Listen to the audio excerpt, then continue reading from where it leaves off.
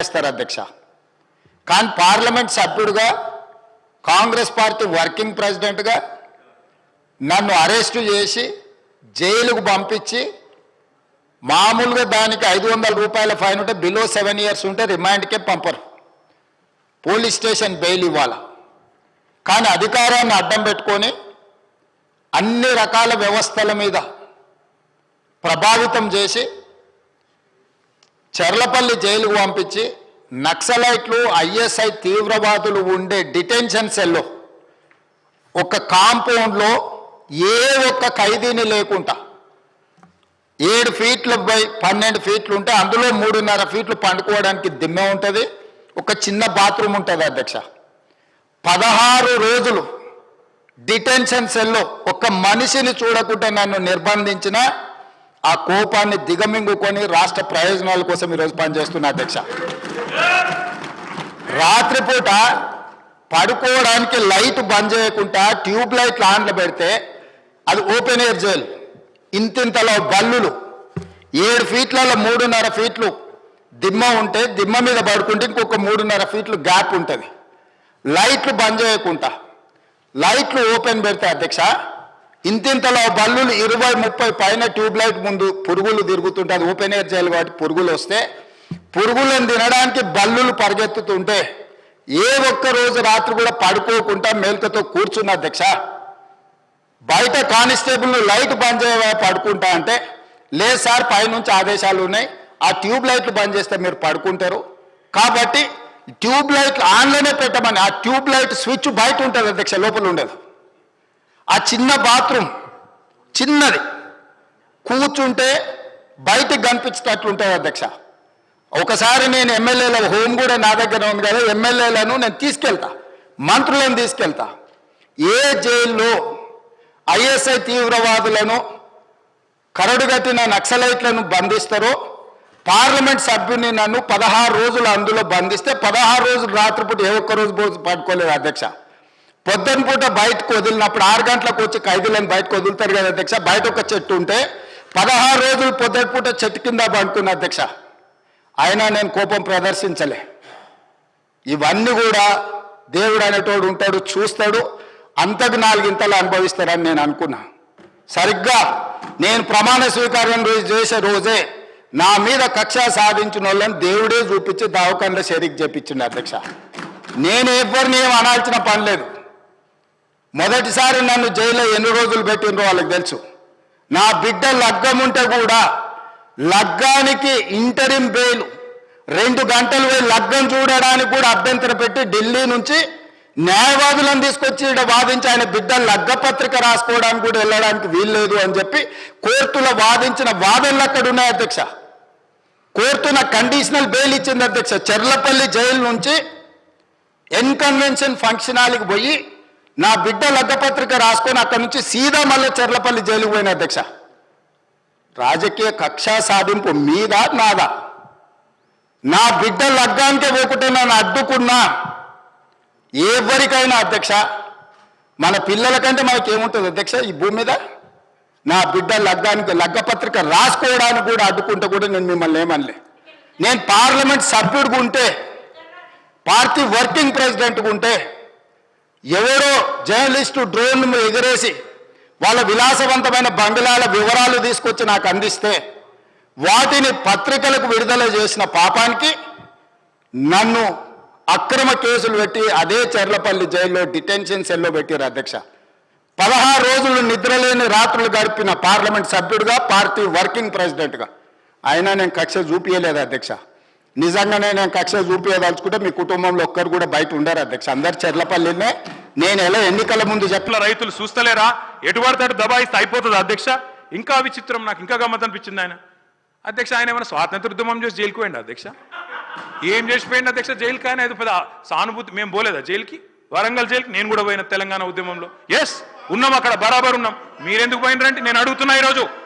Yes మీ ఇంటికి ఇవ్వాలని Jubilee hills palace మీదకి ప్రైవేట్ వాడు డ్రోన్ పంపితే ఊకుంటావా? అక్కడ నీ బిడ్డనో నీ వైఫో ఉంటే వాళ్ళని ఇష్టం ఉన్నట్టు ఫోటోలు తీస్తే ఊకుంటావా? ఎవరు ఇళ్ళలో పడితే వాళ్ళ ఇళ్ళ దొరబడతా, నా ఇష్టం ఉన్నట్టు చేస్తా, అరాచకం చేస్తా అంటే ఊకుంటారా అధ్యక్ష? ఇది పద్ధతేనా అధ్యక్ష? అంటే మీ కాడికి వచ్చేవరకే కుటుంబాలు, మీ కాడి కొరకు వచ్చేవరకే భార్య పిల్లలు, వేరే వాళ్ళకి లేరా అధ్యక్ష భార్య పిల్లలు? మీరు ఆనాడు ఇష్టం ఉన్నట్టు మాట్లాడినప్పుడు, లేని రంకులు అంటగట్టినప్పుడు, ఇష్టం ఉన్న సంబంధాలు మాట్లాడినప్పుడు ఆ రోజు లేవా నీతులు? చివరికి మా ఇంట్లో పిల్లల్ని కూడా తిట్టింది మీరు కాదా? ఆనాడు మా ఇంట్లో చిన్న చిన్న పిల్లల్ని పట్టుకొని, మైనర్ పిల్లల్ని పట్టుకొని బూతులు మాట్లాడింది మీరు కాదా?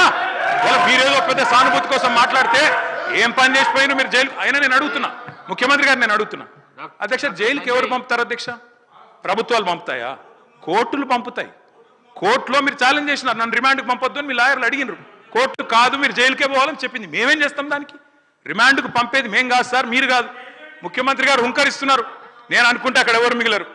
నువ్వు ఏమనుకున్నా ఏం ఫరకు పడదు, నువ్వు ఏం చేసుకున్నా ఏం ఫరకు పడదు. నువ్వు అనుకుంటున్నావేమో పదవి శాశ్వతం, అధికారం శాశ్వతం, ఏది శాశ్వతం కాదు. అధ్యక్ష నేను కోరుతా ఉన్నా, ముఖ్యమంత్రికి అపరిమితమైన అధికారాలు ఉండవు.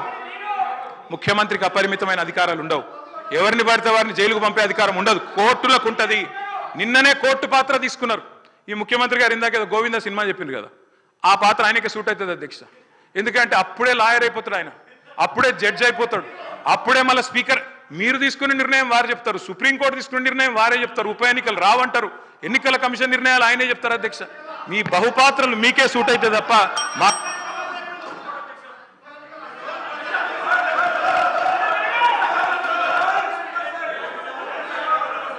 సార్ స్పీకర్ సార్ మీరు చెప్పారు, ఇన్ని పేర్లు చెప్పారు ప్రాజెక్టులు. నాగార్జున సాగర్, శ్రీశైలం, మంజీరా, మొత్తం కాంగ్రెస్ కట్టిన ప్రాజెక్టుల లిస్టులు అని చెప్పారు.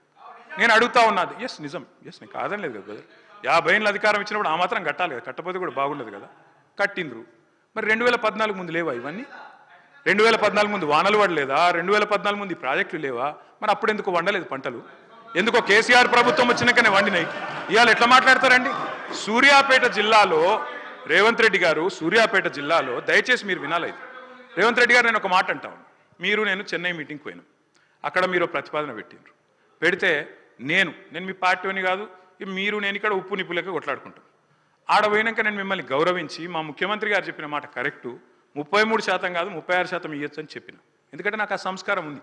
హద్దులు దాటినాక, సరిహద్దులు దాటినాక నువ్వు మా ముఖ్యమంత్రి కాబట్టి నేను కాపాడాలి, నేను గౌరవించాలి, నీకు డిఫెండ్ చేయాలి, అది నా బాధ్యత.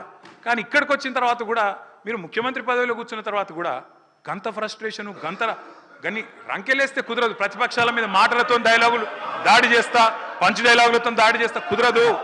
పరిపాలన అంటే పంచ్ డైలాగులు కాదు. పరిపాలన అంటే ఇప్పుడు మీరు చెప్పిన కష్టాలన్నీ ఉంటాయి. పరిపాలన అంటే ఇప్పుడు మేము 2014లో మేము కూడా ఆడికి వచ్చినాడు, ఇవన్నీ కష్టాలతోనే మేము కూడా స్టార్ట్ చేసినాం.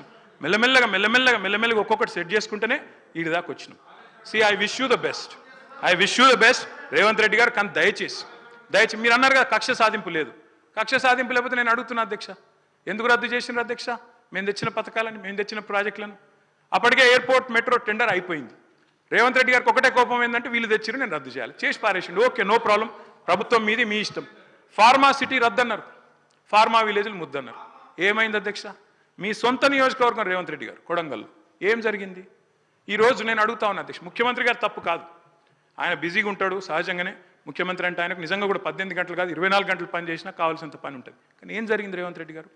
మీకు మరి లగచర్లలో ఒకటి పెట్టాలనుకున్నప్పుడు ఏం చేయాలా? మీరో, మీ బ్రదరో, లేకపోతే మీ నాయకులో అందరు కలిసి కాన్ఫిడెన్స్లో తీసుకొని వాళ్ళను అట్లా కాదు ఇట్లా అని ఒప్పించి మంచి జరుగుతుంది మనకని చెప్పి ఒప్పించి చేయాలి. కానీ మీరేం చేసిండ్రు? వాళ్ళు ధర్నాలు చేస్తే పట్టించుకోవాలి, రాస్తారోకలు చేస్తే పట్టించుకోవాలి. 9 నెలలు అక్కడ టెంట్ పడితే పోయిన వాళ్ళు లేరు, అడిగిన వాళ్ళు లేరు. ఆఖరికి అధికారులు పోతే లొల్లయింది. ఆ లొల్లిని మాకంట కట్టి మేమేదో చేసినామంటే నేను రేవంత్ రెడ్డి గారికి విజ్ఞప్తి చేస్తున్నా, మీరు మీరు మీరు మీ నేను కేటీఆర్ గారిని కోరుతా ఉన్నా. ఎందుకంటే పరిశ్రమల శాఖకు సంబంధించి వారు కూడా ఈ శాఖను నిర్వహించారు అధ్యక్ష. లగచర్ల జరిగిన సంఘటన ఎవరు సృష్టించిండ్రు, దేనివల్ల సృష్టించిండ్రు? ఈరోజు ప్రభుత్వం ఒక సంకల్పన చేస్తే అది కూడా ముఖ్యమంత్రి గారి నియోజకవర్గంలో అభివృద్ధి జరగొద్దని ఎవరు ఆలోచన చేసిండ్రు? ఎవరు రైతులను ప్రేరేపణ చేసిండ్రు? రైతులను ప్రేరేపణ చేసి రెచ్చగొట్టి ఒక అధికారిని సంపాలని ఆదేశం ఇచ్చింది ఎవరు? ఈరోజు స్పష్టంగా కూడా తేట తెల్లంగా ఈరోజు ప్రజల మధ్యలో ఉంది అధ్యక్ష. నేను కోరుతా ఉన్నది ఒకటే, నేను మొన్న కూడా మాట్లాడినప్పుడు చెప్పడం జరిగింది అధ్యక్ష. ఈరోజు మేము ఒక ప్రయత్నం చేస్తూ ఉన్నాం అధ్యక్ష, ఒక ఆలోచన, ఒక లక్ష్యం పెట్టుకొని పనిచేస్తూ ఉన్నాం. ఆ లక్ష్య సాధనలే తెలంగాణ రైజింగ్ అని పెట్టి ఈరోజు యావత్ ప్రపంచంలోనే ఒక తెలంగాణ మరి